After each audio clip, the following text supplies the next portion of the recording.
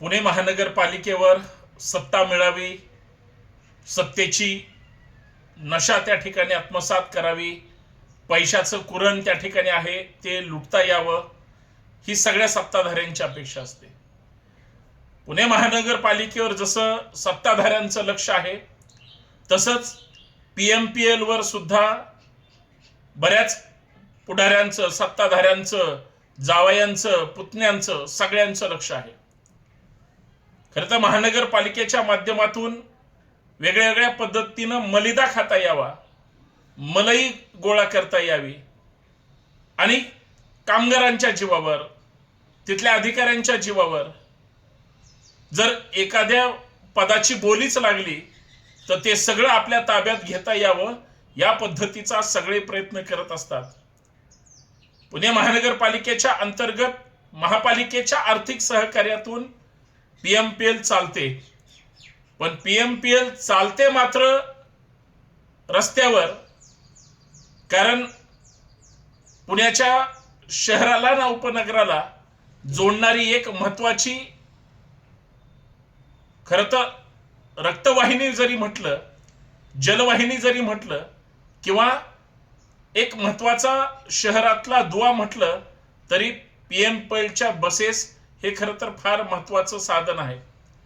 परंतु याच PMPL मध्ये काही तथाकथित व्यवस्थापकाने आचारसंहितेमध्येच ज्या पद्धतीनं महानगरपालिकेच्या तिजोरीवर तर दरोडा टाकलाच, परंतु एखाद्या पदावर नियुक्ती करत असताना शैक्षणिक पात्रता, वयोमर्यादा,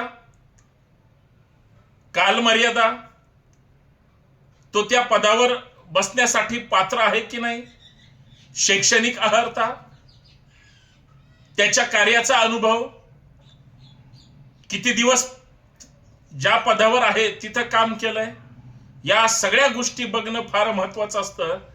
पण एका दिवसात जॉईनिंग, सकाळी जॉईनिंग झाली असेल तर संध्याकाळी लगेच प्रमोशन, आणि याच्यापेक्षा भयानक चमत्कार PMPLच्या सध्याच्या कारभार्याने लाखो हजारो, आता त्याला कोटी म्हणा, किती खाल्लेत हे चौकशी अंतीच त्या ठिकाणी पुणेकरांच्या किंवा महाराष्ट्राच्या समोर येईल. कारण या सगळ्या गोष्टीचा तपास करण्यासाठी पुणे महानगरपालिकेच्या आयुक्तांनी याच्यात विशेष लक्ष घालून चौकशी करणं अपेक्षित आहे. एक चौकशी अहवाल थेट राज्य सरकारला पाठवण्यात आलेला आहे. भ्रष्टाचार काय झाला या सगळ्या बाबतीत आपल्याला चर्चा करायची, विषय गंभीर आहे. तरी या विषयाकडे तमाम पुणेकरांनी यासाठी लक्ष देणं गरजेचं आहे. तुमच्या पैशातून, म्हणजे एका बाजूला पुणेकरांच्या खिशावर महानगरपालिका थेट दरोडा टाकते आणि दरोड्यातून आलेला पैसा अधिकारी वेगळ्या वेगळ्या पद्धतीने कसा वाटून घेतात, किंवा तोच पैसा कसा लुटण्यासाठी आपल्या मर्जीतल्या लोकांना कसं अपॉइंट केलं जातं, या सगळ्या मुद्द्यांवर चर्चा करायचे. संतोष शिंदे ऑफिशियल या आपल्या हक्काच्या YouTube चॅनलवर, या सामाजिक विचारपीठावर मी ॲडव्होकेट संतोष शिंदे आपल्या सर्वांचं स्वागत करतो. विनंती एवढीच आहे, व्हिडिओ शेवटपर्यंत पहा. पुणे महानगरपालिका, PMPL, संपूर्ण स्टाफ या सगळ्यांपर्यंत हा व्हिडिओ गेला पाहिजे. कारण नुसती मी चर्चाच करणार नाही, तर या विषयामध्ये शेवटच्या व्यक्तीवर जोपर्यंत गुन्हा दाखल होणार नाही, या सगळ्या प्रकरणाची, बोगस नौकर भरतीची चौकशी होणार नाही आणि जे दोषी असतील त्यांच्यावर 100% कायदेशीर कारवाई जोपर्यंत होणार नाही, हा संतोष शिंदे शांत बसणार नाही. म्हणून हा व्हिडिओ शेवटपर्यंत पहा आणि नवीन असाल तर चॅनल सबस्क्राईब करा. वेगळ्या वेगळ्या विषयावर भूमिका मांडत असतो, सपोर्ट करा.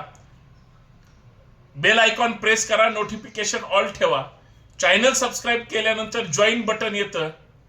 आपल्या या हक्काच्या चॅनलला थोडा सपोर्ट करा, जेणेकरून अजून मजबूत आपल्याला काही गोष्टी निर्माण करता येतील. मित्रांनो, PMPL पुणे महानगरपालिकेच्या वतीनं, पुणे महानगरपालिकेच्या या सगळ्या टीमच्या माध्यमातून ज्या पद्धतीचं काम चाललं पाहिजे ते काम खरंच व्यवस्थापकाकडून चालतं का? व्यवस्थापकांनी आपल्या मर्जीतल्या किती लोकांना कशा पद्धतीनं या सगळ्या रॅकेटमध्ये ओढलंय, त्या सगळ्या मुद्द्यांवर चर्चा करायची. म्हणून हा व्हिडिओ तुमच्यासाठी फार महत्वाचा आहे. सेव्ह करून ठेवा, कधीही पहा. 30 जानेवारी 2026 ची गोष्ट आहे, ज्या 30 जानेवारीला पुण्यात आणि खरं तर महानगरपालिका क्षेत्रात महाराष्ट्रामध्ये आचारसंहिता लागू होती. त्याच 30 जानेवारीला आचारसंहिता लागू असताना पीएमपीएल व्यवस्थापनानं पदोन्नती आणि नियुक्त्या यांचा आदेश काढला. सांगा बरं, महाराष्ट्रामध्ये, देशामध्ये आचारसंहिता सदृश्य परिस्थिती असेल तर नियुक्त्या देता येतात, पदोन्नती देता येते, शासकीय आदेश तरी काढता येतो का? तो अधिकार त्या अधिकाऱ्यांना तरी उरतो का? या सगळ्या मुद्द्यांना गांभीर्यानं पाहिलं पाहिजे. पुणे महानगरपालिकेच्या अंतर्गत पीएमपीएल मध्ये 13 अधिकारी निलंबित होते. या 13 निलंबित अधिकाऱ्यांनी कामचुकारपणा केला, कामावर ज्या पद्धतीनं गैरवर्तन केलं, फसवणूक केली, वेळकाढूपणा केला किंवा नियमांचं उल्लंघन केलं, त्यांना निलंबित केलं गेलं होतं. 30 जानेवारी 2026च्या आचारसंहितेच्या काळामध्ये या 13 निलंबित कर्मचाऱ्यांना सन्माननीय व्यवस्थापनाने सेवेत रुजू करून घेतलं. कोण आहे असा जावई? खासदारांचा जावई आहे का? कोण? का आमदारांचा जावई आहे? का सरकारचा जावई आहे? असा कोण व्यक्ती आहे ज्याचं एवढं मोठं सेटिंग आहे? अजून पुढे काही महत्वाच्या गोष्टी आहेत. सर्व्हिस स्टँड मॅनेजर या पदावर नव्याने नियुक्त्या करून सगळ्यांना बेसिक प्रत्येकी 35,000 रुपये बेसिक वेतन त्या ठिकाणी मंजूर करण्यात आलं. अहो, कसं काय? इतका जाहीर भ्रष्टाचार. म्हणजे ज्या सर्व्हिस स्टँड मॅनेजरला 35,000 रुपये पगार नियुक्तीवर केलं, त्यांच्याकडून किती रुपये घेतले? एका नियुक्तीला कमीत कमी 5-10 लाख रुपये तर सहज घेतले असतील. टोटल काढा, मला कमेंट मध्ये सांगा की या गोष्टीला एवढे एवढे रुपये घेतले असतील. मी तुम्हाला शेवटी आकडा सांगतो, तुमचं डोकं काम करणार नाही. यानंतर 198 कंडक्टर आणि इतर श्रेणीतील कर्मचारी, लक्षात घ्या, 198 कंडक्टर आणि इतर श्रेणीतील कर्मचाऱ्यांना थेट क्लर्क म्हणून नियुक्त्या दिल्या. कशा दिल्या? याच्यात काही जणांना जनसंपर्क अधिकारी म्हणून सुद्धा बढती देण्यात आली. म्हणजे नियुक्त्या पण दिल्या आणि बढती पण दिली. आचारसंहितेमध्ये म्हणजे किती नियमांचं उल्लंघन केलं, पदाचा दुरुपयोग केला. मूर्तिमंत एक सॉलिड उदाहरण. कारण या सगळ्या गोष्टी या महानगरपालिकेच्या मॅन्युअलला सुद्धा धरून नाहीत, पीएमपीएलच्या सुद्धा नाहीत आणि सरकारच्या नियमाला सुद्धा अधीन राहून नाहीत. हे मला या ठिकाणी सांगायचं आहे. कायम कंडक्टर, क्लीनर, शिपाई, झाडूवाला, चालक आणि क्लर्क या पदावर सुद्धा बढत्या देण्यात आलेल्या आहेत. म्हणजे अशी जर परिस्थिती दिवसाढिवळ्या महानगरपालिकेच्या वेगळ्या वेगळ्या खात्यामध्ये, जर डिपार्टमेंटमध्ये पुणे महानगरपालिकेचं हे ट्रान्सपोर्टेशन इतकं गरजेचं आणि महत्वाचं आहे, त्याची सुद्धा अवस्था मी काय आहे ते सांगणार आहे. क्लीनर म्हणून ज्यांच्या नियुक्त्या करण्यात आल्या त्या 8 कर्मचाऱ्यांना सिनियर फोरम पदावर पदोन्नती देऊन बेसिक त्यांच्या जे काही वेतन होतं त्याच्यात 12,900 रुपयांची वाढ करण्यात आली. म्हणजे समजा एखाद्या क्लीनरला एक 20,000 रुपये अंदाजे पगार असेल असं गृहीत धरा, त्याला त्याच्या पगारामध्ये 12,900 रुपयांची वाढ करण्यात आली. म्हणजे पहिले 20 आणि हे 12,900, 32,900 त्याची पगार आली. हे मी अंदाजे सांगतो, त्याची पहिली कमी अधिक असू शकते, पण 12,900 रुपयाची वाढ याच्यामध्ये करण्यात आली. हा शुद्ध अधिकाऱ्यांनी केलेला आर्थिक लाभापोटीचा जनसंपर्क अधिकारी म्हणून ज्यांना नेमलं होतं, बघा आयडिया कशी आहे. त्या जनसंपर्क अधिकाऱ्याचं जे काही वेतन होतं, एका दिवसामध्ये नियुक्त्या केल्यानंतर त्याला 26,400 रुपये वरून 35,400 रुपये करण्यात आलं. 26 कुठं आणि 35,400 कुठं? आणि हा चमत्कार किती दिवसात घडलाय? वन डे कार्यक्रम 26 जानेवारी 2026 सॉरी 30 जानेवारी 2026 रोजी हा राष्ट्रीय कार्यक्रम झाला. याच्यानंतर बघा, मी एक कायद्याचा विद्यार्थी आहे. कायद्याची डिग्री असेल तरच तुम्हाला एखाद्या पदावर नियुक्त करता येतं. लॉच्या पदवीची खातरजमा न करता कामगार कल्याण आयुक्त म्हणजे अधिकारी पदावर त्या ठिकाणी बेधडक पद्धतीने नियुक्ती करण्यात आली. डेप्युटी चीफ मॅनेजर पदावर पदोन्नती देऊन बेसिक वेतन 56,900 रुपये होतं, त्याच्यावरून थेट 1,32,300 रुपये वेतन करण्यात आलं. डेप्युटी चीफ मॅनेजर यांचं PMPL मध्ये जे 56,900 रुपये वेतन होतं त्याचं थेट तुम्ही त्याला दुप्पट म्हटलं तरी हरकत नाही, 1,32,300 रुपये करण्यात आलं. म्हणजे या व्यक्तीकडून संबंधित व्यवस्थापकीय अधिकाऱ्यांनी किती लाख रुपये घेतले असतील?